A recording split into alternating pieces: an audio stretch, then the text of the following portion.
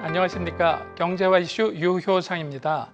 정부가 코리아 디스카운트 해소를 위해 추진하고 있는 기업 밸류업 프로그램의 2차 가이드라인이 지난 5월 초에 공개됐습니다. 강압적인 참여보다는 기업의 자율성을 강조하면서 실효성을 두고 업계와 투자자 그리고 학계가 엇갈린 목소리를 내고 있는데요. 경제와 이슈, 오늘의 이슈는 밸류업을 위한 주주 환원, 핵심 쟁점은입니다.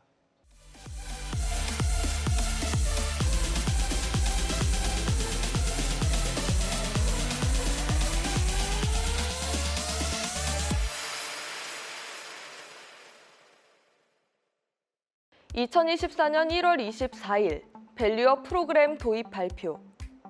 2월 26일 기업 밸류업 지원 방안 발표. 5월 2일 기업 밸류업 2차 가이드라인 발표. 안녕하세요. 경제와 이슈 나연주입니다. 기업 밸류업 지원 방안의 끝이 아니라 시작이다. 김소연 금융위원회 부위원장이 기업 밸류업 2차 가이드라인을 발표하면서 거듭 강조한 말인데요. 정부는 지난 2월 26일 기업 밸류업 지원 방안에 이어 5월 2차 가이드라인을 발표했습니다. 자율성, 미래지향성, 종합성, 선택과 집중, 이사회 책임 등 5가지 핵심 키워드를 포함했는데요. 상장기업이 개별 특성에 맞춰 자율적으로 기업가치 재고 계획을 수립할 수 있도록 지원하게 됩니다. 그러나 강제성도 인센티브도 없는 가이드라인 발표에 시장은 실망감을 드러냈는데요. 지난 1월 정부가 처음 밸류업 프로그램 도입을 발표한 후 시장은 저 PBR과 주주 환원으로 관심이 쏠렸고 실제로 올해 주총 시즌의 핵심 트렌드로 자사주 매입과 소각이 부상하기도 했습니다. 자본시장연구원에 따르면 한국 상장사의 주주 환원율 순위는 주요 45개국 가운데 거의 매해 40위권 밖에 머무르고 있는데요. 주주 환원율이 높아지면 PBR은 이에 비례해 개선될 가능성이 높고 자본 효율성이 개선되면 수익성 지표인 ROE도 상승합니다. 하지만 2월 밸류업 지원 방안과 5월 2차 가이드라인 모두 주주 환원을 적극적으로 뒷받침할 수 있는 인센티브에 대한 구체적인 내용이 없어 밸류업 실효성에 대한 의구심은 더욱 커지는 분위기인데요. 기업 가치 제고를 위한 실질적인 주주 환원 활성화를 위해 어떤 것들이 보완돼야 할까요? 밸류업을 위한 주주 환원, 핵심 쟁점은 이라는 주제로 다양한 시선에서 말씀해 주실 전문가를 모셨는데요. 권재열 경희대학교 교수님 함께합니다. 안녕하세요. 예, 안녕하십니까? 네. 최근에 그 주식시장에 훈풍이 분다 해가지고 그 밸류 프로그램으로 주가를 많이 좀 끌어올려 보자 해서 정부 주도로 굉장히 많은 아이디어도 나오고 발표도 많이 하고 그랬는데요. 지금 얘기가 되고 있는 밸류 프로그램이라는 건 구체적으로 어떤 걸 하겠다라는 건가요? 밸류업이라고 하는 것은 문자 그대로 밸류를 높이자는 것이 주된 목적이라고 생각합니다. 주로 지금 현재 정부가 추구하고자 하는 것은 객관적인 지표, 예를 들어서 PBR이라든가 PER, ROE가 낮은 기업들이 열심히 주주를 위해서 기업의 가치를 높여서 주주에게 더 많은 수익을 가져다 주는 정책으로 이야기를 할 수 있겠습니다. 그러면 언뜻 들으면 조금 이상한 거는요. 이거를 정부가 주도를 해야지 기업들이 밸류를 높일 수 있는 건가? 기업 스스로도 충분히 할 수 있을 것 같은데 어떤 이유 때문에 정부가 이런 것들을 적극적으로 나서게 된 건가요?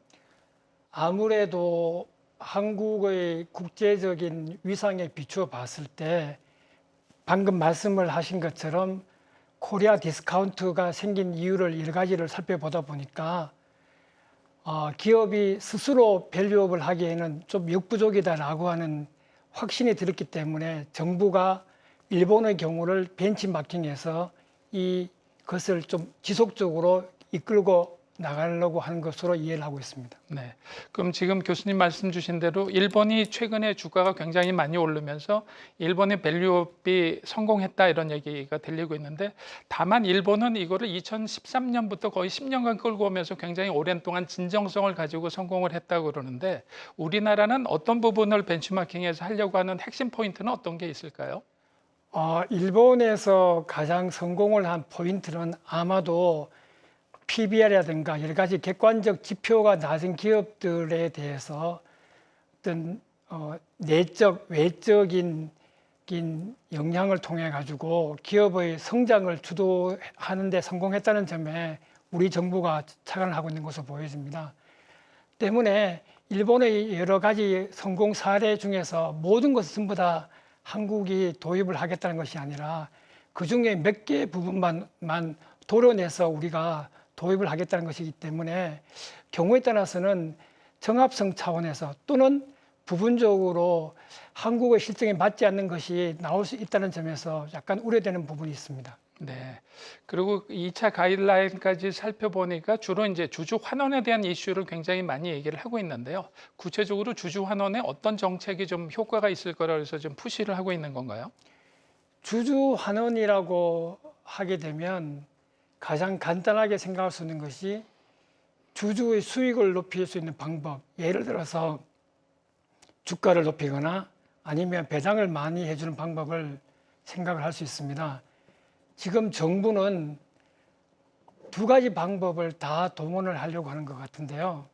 구체적으로 보게 되면 자사주를 소각을 독려하고 또 만약에 자사주 소각을 열심히 하는 기업에 대해서는 조세적인 인센티브를 부여할 것을 약속을 했습니다.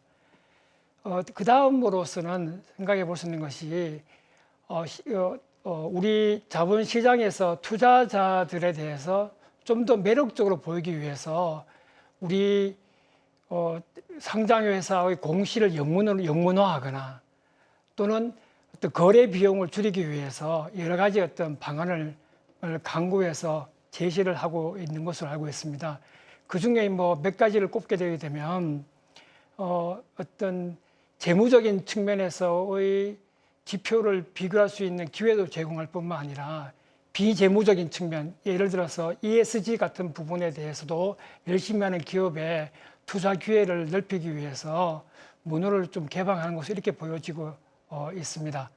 그 중에서 가장 많은 분들이 관심을 가지는 것은 아무래도 자사주를 어떻게 취급할 것인가. 뭐 가장 이제 많은 분들이 바라는 것은 자사주 소각이 핵심적인 내용이 되지 않을까 이렇게 생각하고 있습니다. 네, 그 자사주 소각이 되면은 그 실제 그 주식 수가 줄어드니까 주가는 올라가는 효과는 뚜렷할 것 같은데요. 자사주를 취득해서 소각을 하려면 배당 가능 이익이 굉장히 많이 나야지 그걸 할 수가 있는데 지금 우리나라 기업들이 수익성이 많이 떨어진다 해서 이런 그 실질적인 수익률이 떨어지는 상태에서 자사주 소각 정책을 장기적으로 펼 수 있을까 이런 지적도 있는데 그런 부분은 어떻게 보시나요? 지난 정권에서 논란이 됐던 것이 소득 주도 성장이냐 아니면 분배를 열심히 할 것이냐 뭐 이런 것이 많은 회자된 적이 있었는데요. 마찬가지로 자사주를 소각한다는 것은 결과적으로 보게 되면 분배를 열심히 하겠다는 그런 측면이 있습니다. 지금의 우리 기업들이 처해 있는 상황이 각각 다르기 때문에 예를 들어서 어떤 기업은 성장에 좀 더 몰입을 해야 되는 경우도 있을 것이고 또 다른 기업은 분배에 몰입을 해야 되는 경우도 있을 것인데 이런 상황에서 정부가 요구하는 것은 가급적이면 자사주 소각을 끌고 나가겠다는 쪽에 좀 의미를 두고 있는 것 같아요. 그 점은 좀 약간 걱정되는 부분이 있습니다. 근데 우리나라 그 대기업들이 실제로 자사주 취득은 많이 하고 있는 것 같은데요. 실제 그 소각으로 이루어지는 경우는 많지 않았고 이게 이제 최근에 그 지주회사를 만들면서 그 자사주에 대한 논란도 있고 그랬었는데 앞으로는 이 자사주 취득뿐만이 아니라 소각을 통해서 이런 그 주주 환원을 굉장히 활발하게 해야 된다는 게 정부의 목표인 건가요? 지금껏 나온 그 밸류업 정책의 가장 핵심적인 포인트는 방금 말씀하신 그 부분이 되겠습니다. 다만 한 가지 우려되는 점이 있는데요. 한국의 경우에는 경영권 방어를 하기 위해서 여러 가지 수단을 강구할 수 있느냐라고 물어보시게 되면 정말 기업은 별다른 수단이 없다라고 이야기하게 될 겁니다. 왜냐하게 되면 외국에 있는 여러 가지 어떤 뭐 경영권 방어 수단, 예를 들게 되면 뭐 포이즌 필이라든가 여러 가지 차등 의결권 이런 것들이 국내에서 인정되지 않습니다. 그러다 보니까 굉장히 많은 그 공을 들이는 것이 자사주 매입이거든요. 그래서 자사주 매입하고 소각 사이에 괴리감 생기는 것은 언제나 혹시 쓸 수 있는 또는 사용할 어떤 가능성이 있는 것을 염두에 두고 자사주를 계속 가지고 있겠다라고 하는 의사가 분명하게 되기 때문에 자사주 소각에 좀 더 주저하게 되는 것으로 이야기를 하고 있습니다. 네, 그래서 지금 교수님 말씀해 주신 대로 자사주를 가지고 있다가 적대적 M&A가 들어왔을 때 우리나라에서도 실제로 백기사를 활용하기 위해서 자사주를 매각을 했던 적도 있었던 것 같은데요. 지금 교수님께서 말씀해 주신 우리나라가 그 적대적 M&A나 경영권 방어에 지금 그 부족하다고 말씀하셨던 포이즌 필에 대해서 간단하게 설명을 해주시면 어떤 거로 이해하면 좋을까요? 지금 말씀하신 포이즌 필은 한국말로 독약 처방으로 번역되고 있습니다. 독약 처방이라고 하는 것은 독약을 마셔가지고 그 독을 상대방에게까지 퍼뜨리겠다라고 하는 의도가 반영되어 있습니다. 이 구조를 한번 말씀드리게 되면 회사가 워런트를 발행을 하고 그 워런트를 주주가 특히 대주주가 만약에 가지고 있는 경우 위급한 경우 예를 들어서 제3자로부터 회사 경영권이 위협이 받는 경우에는 이 대주주가 워런트를 행사하게 됩니다. 그러면 이 워런트를 행사할 경우에 회사는 그 행사에 대해서 다량의 새로운 주식을 발행을 해야 됩니다. 그러면 그 다량의 주식에 대해서 이 자연스럽게 행사한 대주주에게 배정이 되기 때문에 아무래도 지분 사업에 있어서 대주주가 좀 유리한 국면을 차지할 수 있게 되어 가지고 경영권을 방어할 수 있는 이런 구조라고 이해를 하시면 되겠습니다. 네. 그리고 교수님 말씀 주실 때 그 차등 의결권은 그 스타트업에는 최근에 도입이 된 걸로 알고 있는데 아직 그 대기업들이나 이런 상장 기업들한테 보편적으로는 좀 확대가 안 되고 있는 상황인가요? 차등 의결권은 지금 벤처기업법에 복수 의결권 주식으로 도입이 되어 있습니다. 이미 차등 의결권, 즉 복수 의결권 주식을 발행한 제1호 기업이 탄생을 했습니다. 말씀을 하신 것처럼 차등 의결권은 당초 몇 번 시도 끝에 상법에 도입을 하려고 했지만 제대로 성과를 이루어내지 못했습니다. 이런 상황에서 우리 벤처기업의 생태계 조성을 위해서 어쩔 수 없이 벤처기업에 한해서만 도입이 되어 있고요. 그 과정에서 여러 번 여당, 야당을 비롯해서 시민단체 쪽에서 많은 반대가 있었습니다만은 벤처를 살리자라고 하는 거대한 목표하에 도입이 된 것이기 때문에 아직까지 그리고 앞으로 어떻게 될지 모르겠지만 일반 주식회사나 상장회사까지 도입이 될 쪽에 관해서는 지금 단계에서는 예상하기 어렵습니다. 네.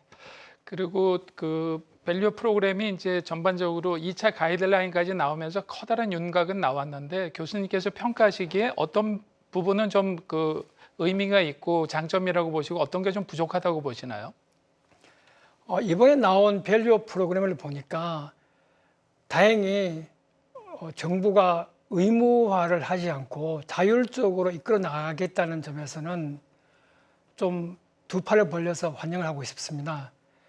다만 약간 걱정되는 부분도 있는데요. 뭐냐게 되면 사실은 회사의 주가가 그 회사의 지배구조하고 어떤 관련성이 있는지에 관해서는 명백하게 계량적으로 증명된 바가 없는 것으로 알고 있습니다. 예를 들어서 지배구조가 좋은 경우가 주가가 좋다라고 한다 하더라도 어떤 지배구조가 좋은지에 관해서도 아직까지 공감대가 명확하게 형성되지 않은 것으로 알고 있는데요. 그런 점에서 보게 되면 가이드라인 자체는 처음에 의도한 바보다는 좀 완화된다는 측면에서 기업의 자율성을 존중한다는 점에서는 굉장히 의미가 있다고 생각이 드는데 한편으로 봐서는 이걸 어떤 전선을 너무 넓히다 보니까 가이드라인 속에 보게 되면 재무적인 측면, 비재무적인 측면, 더 나아가서 비재무적인 측면 속에 지배구조 개선까지 다 포함되어 있기 때문에 과연 우리가 이미 일정한 규모 이상의 매출을 가지고 있는 상장 기업이 기업이 작성을 해야 되는 지배구조 보고서하고의 어떤 차이점을 어느 부분에서 끄집어낼 수 있을지에 관해서는 조금 의문스럽기도 합니다. 네, 그 분야는 이제 교수님 전문가시기 때문에 이 지배구조 보고서도 지금 쓰도록 되어 있고 ESG 보고서도 이제 조만간 다 의무적으로 써야 될 것 같은데 또 다시 이제 밸류업 프로그램에 대한 그 기업 가치를 높이기 위한 보고서를 작성해야 된다. 그런데 지금 말씀 주신 대로 그게 혼재돼서 어떻게 나타날지는 모르겠다 이렇게 얘기를 하고 있는데 시장에서 평가는 그 자율성을 보장한 거가 오히려 그 일반 투자자들이 볼 때는 저렇게 되면은 참여를 이끌어내기가 쉽지 않아서 그냥 그 공연불에 그칠 거 아닌가 이렇게 얘기를 하고 있는데 그런 부분은 어떻게 생각하시나요? 곰곰이 생각해 보면 자율성을 부여하는 것도 의미가 있는데 반대로 지금 말씀하신 것처럼 정부가 나서서 이것을 어떻게 끌어가 보겠다는 것도 의미가 있다고 생각을 합니다만은 과연 우리처럼 이렇게 넓은 국제적으로 곽강받고 있는 한국의 시장에서 자율적으로 참여를 유도하는 것 말고 다른 방법이 뭐가 있을지에 관해서는 제 머릿속에서는 쉽게 답을 찾아내기가 어렵다고 생각을 합니다.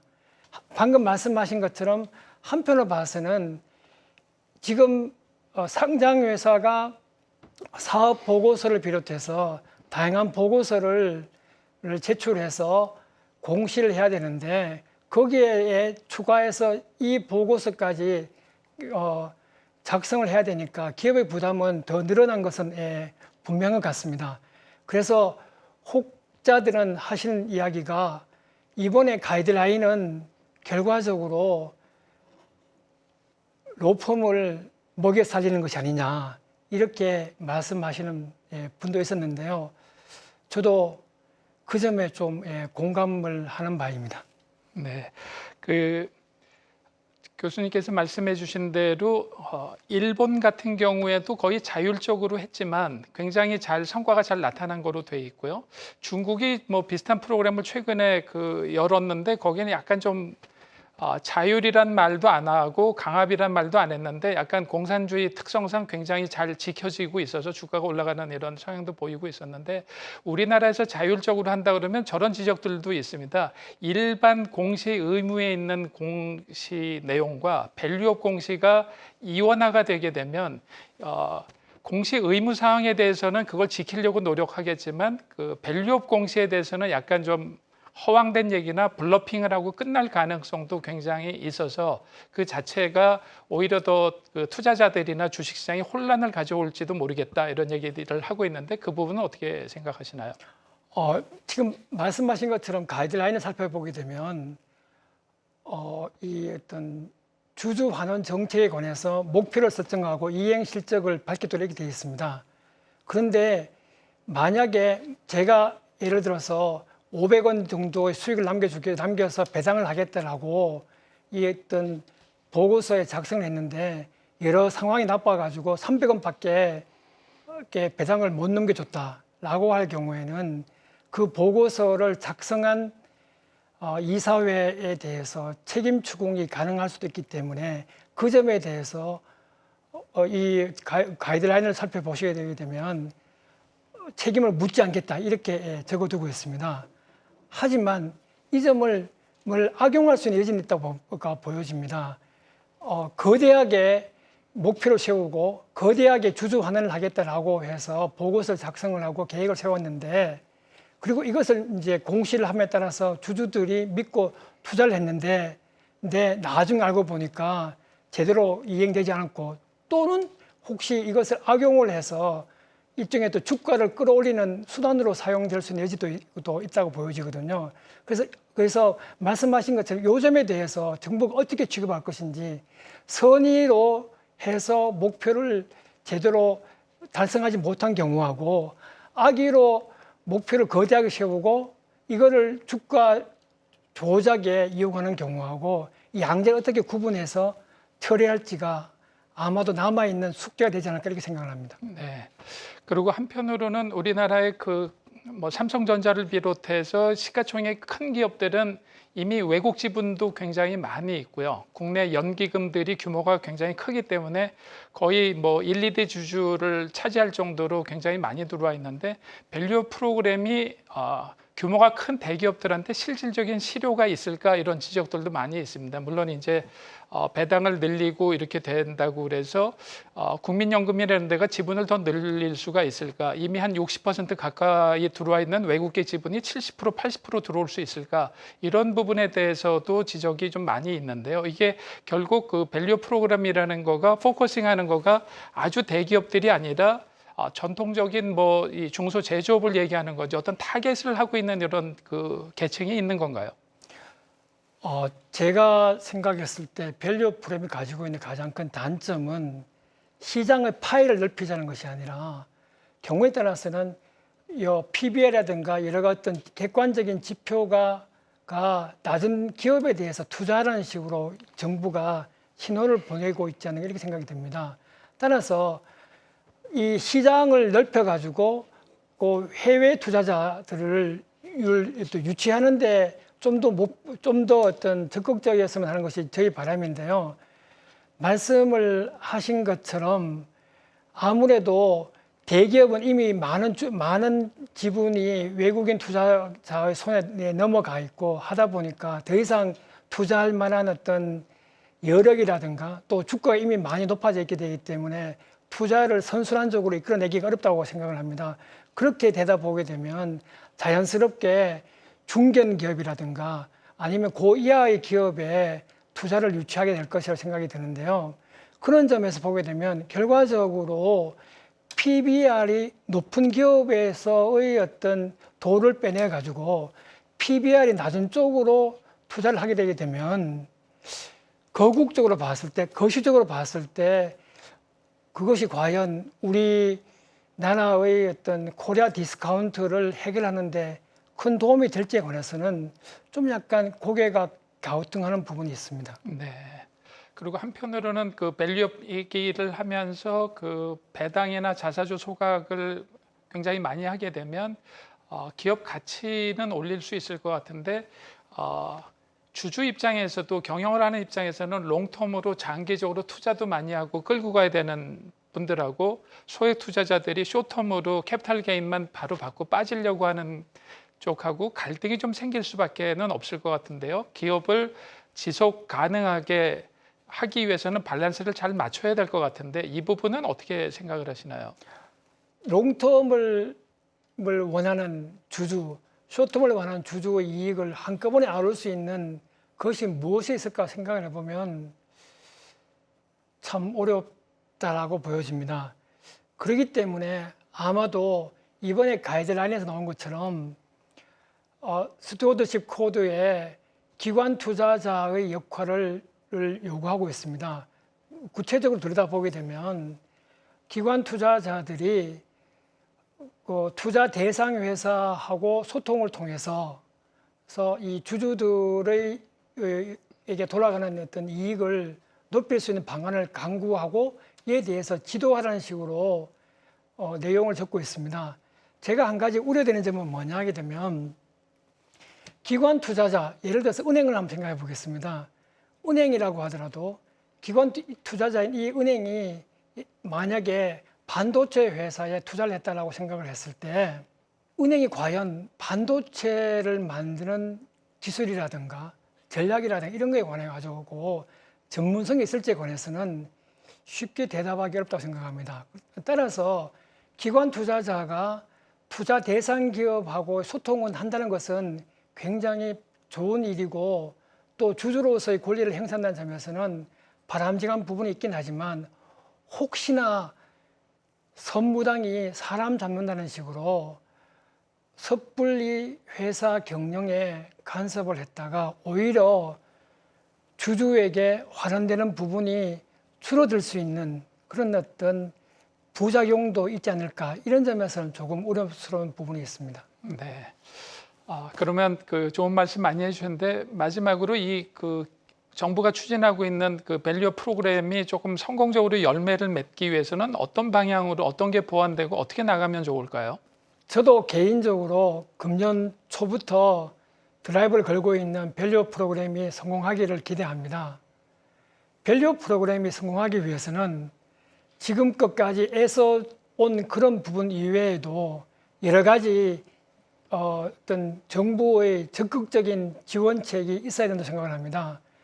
이번에 4월 총선이 끝나고 난 다음에 그 다음 날 아침 신문을 보니까 깜짝 놀랐습니다. 여소야대가 되는 바람에 밸류 프로그램이 밸류 프로그램이 처음에 의도한 바와 달리 크게 빛을 발하지 못할 수 있다라고 하는 어떤 자조적인 기사를 많이 본 적이 있습니다.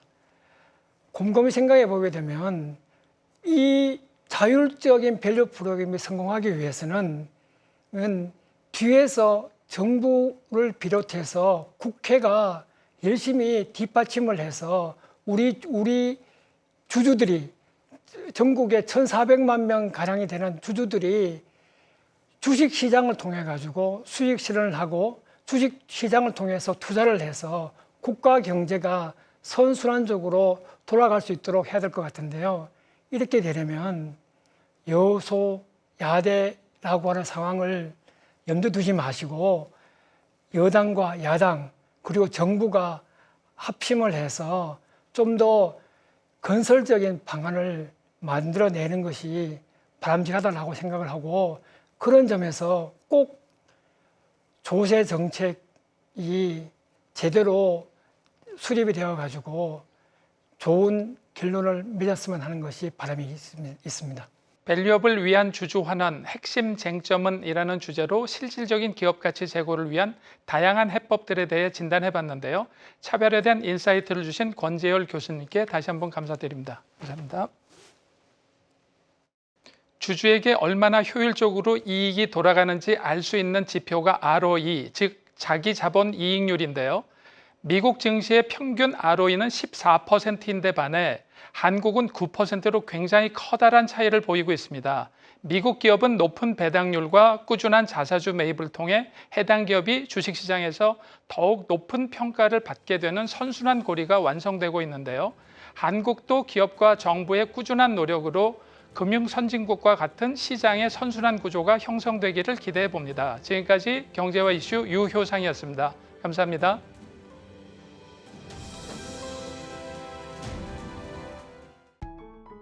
계속해서 다양한 경제 이슈를 알고 싶다면 구독과 좋아요, 알림 설정 부탁드립니다.